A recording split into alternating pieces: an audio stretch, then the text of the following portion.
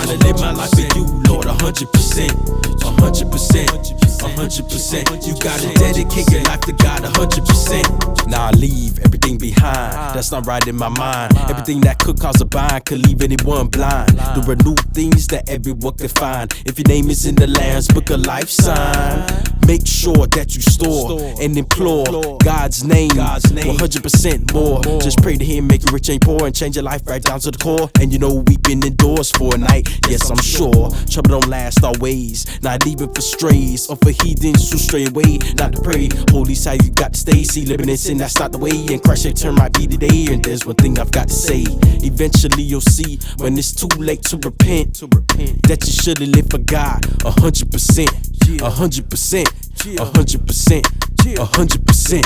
100%, 100%. I'm trying to live my life for you, Lord, 100%, 100%, 100%. You gotta dedicate your life to God 100%, 100%, 100%. I'm trying to live my life for you, Lord, 100%, 100%, 100%. You gotta dedicate your life to God 100%. See, living 100% means giving your whole life to the Lord. And the best thing about it, there's no price, but it's 100%. Not 75 or 93, you gotta give up those sins, but there's a bigger picture to see.